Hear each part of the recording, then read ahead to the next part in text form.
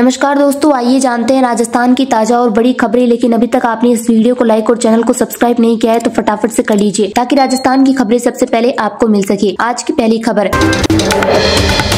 राजस्थान में 3 दिन आंधी बारिश का अलर्ट। जयपुर, सीकर सहित कई शहरों में बादल छाए। 6 जिलों में मौसम बदलने की संभावना। जी आपको बता दें कि राजस्थान के 6 जिलों के लिए आंधी बारिश का अलर्ट जारी कर दिया गया है। आज से लेकर 1 मार्च तक कई शहरों में मौसम बदलेगा और मेघ गर्जन के साथ हल्की बारिश होने की संभावना है। 28 फरवरी को बीकानेर सहित 6 जिलों के लिए बारिश का येलो अलर्ट जारी कर दिया गया है। उधर फरवरी में ही गर्मी सताने लगी है। जयपुर सहित कई शहरों के तापमान में कल 1 से 4 डिग्री तक बढ़ोतरी दर्ज की गई। पश्चिमी हवा के असर से पारा 36 के पार दर्ज हो रहा है। सुबह से ही जयपुर, सीकर, बहरोड सहित कई जिलों में बादल छाए हुए हैं। पिछले 24 घंटे के दौरान सबसे अधिक तापमान जालोर में 36.3 डिग्री सेल्सियस दर्ज हुआ। जयपुर मौसम केंद्र के निदेशक राधेश्याम शर्मा ने बताया कि पश्चिमी विक्षोभ के प्रभाव से उत्तर पश्चिम और उत्तरी राजस्थान के कुछ भागों में 27 फरवरी से 1 मार्च के दौरान कहीं कहीं मेघ गर्जन के साथ हल्की बारिश होने की प्रबल संभावना है। 28 फरवरी को बीकानेर, गंगानगर, हनुमानगढ़, चूरू, झुंझुनू और सीकर जिलों के लिए येलो अलर्ट जारी किया गया है।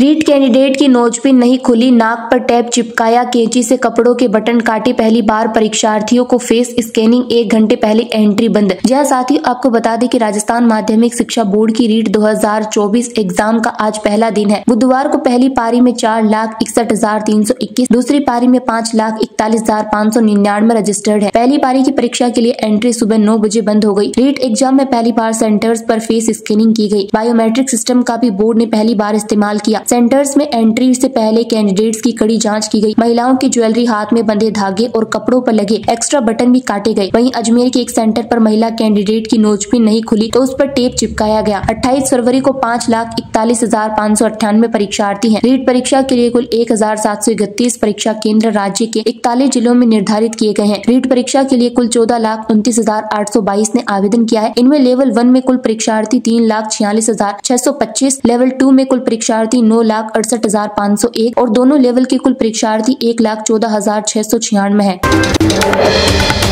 महाशिवरात्रि पर निभाई 250 साल पुरानी परंपरा। शिव की बारात में नाचते गाते दिखाई दिए शहरवासी, सुरक्षा के दिखे माकूल इंतजाम। आपको बता दें कि सवाई माधोपुर शहर के सोरती बाजार में महाशिवरात्रि पर 250 साल पुरानी परंपरा का निर्वहन किया गया है। बुधवार रात को यहां भगवान शिव की बारात निकाली गई। इससे पहले मुख्य बाजार में भगवान शिव की शोभा यात्रा निकाली गई। यहाँ भगवान शिव बनने वाले व्यक्ति को 2 दिन तक भांग पिलाई जाती है। इसके बाद भस्म से उसका श्रृंगार किया जाता है। इसकी तैयारी यहाँ के स्थानीय लोग 1 सप्ताह पहले से करने लग जाते हैं। महाशिवरात्रि से 2 दिन पहले ही भगवान शिव का रूप धारण करने वाले कलाकार को इसके लिए तैयार करने की तैयारियां शुरू कर दी गई थी। यहाँ महाशिवरात्रि पर सबसे पहले मंदिर में भगवान शिव की पूजा की जाती है।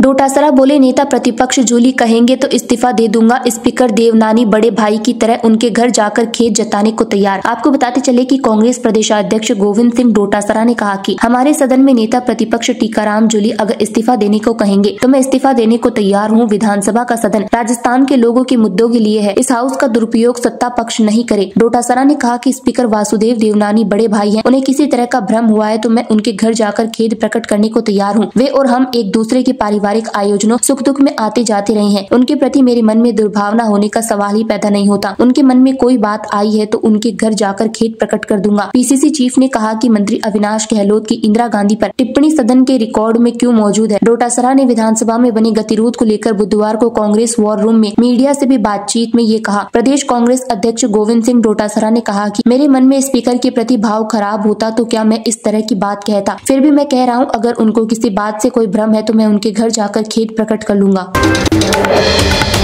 अवैध गर्भपात और फर्जी सोनोग्राफी मामले में एक्शन। भारद्वाज सोनोग्राफी सेंटर पर रजिस्ट्रेशन सर्टिफिकेट निरस्त, मशीन सील। मांडल में अवैध क्लिनिक संचालक फरार, मामला दर्ज। भीलवाड़ा में एक सोनोग्राफी सेंटर में अवैध तरीके से गर्भपात और फर्जी सोनोग्राफी का मामला उजागर होने के बाद मेडिकल डिपार्टमेंट के जिम्मेदारों ने कार्यवाही की जहमत उठाते हुए भीलवाड़ा में एक सोनोग्राफी मशीन को सीज किया है। वहीं मांडल में एक क्लिनिक पर कार्यवाही की गई है। कार्यवाही से पहले ही क्लिनिक चलने वाला दलाल फरार हो गया। मेडिकल टीम ने यहां से कुछ इक्विपमेंट और डिग्री को जब्त करने की कार्यवाही की है। भीलवाड़ा शहर के सोनोग्राफी सेंटर में रिपोर्ट और मंडल में एक क्लिनिक में दलाल द्वारा अवैध तरीके से गर्भपात का मामला खुलासा होने के बाद जिला कलेक्टर ने इस पर एक्शन लिया है। इस मामले में कार्यवाही को अंजाम देते हुए भीलवाड़ा में सीताराम जी की बावड़ी के निकट अशोकनगर में भारद्वाज सोनोग्राफी सेंटर पर इंस्पेक्शन के लिए पहुंची और मशीन सील कर रजिस्ट्रेशन को रद्द किया। दूसरी टीम ने मांडल के हरिपुरा चौराहा क्लिनिक पहुंची, जहां संचालक फरार मिला। उसके खिलाफ थाने में मामला दर्ज करवाया गया।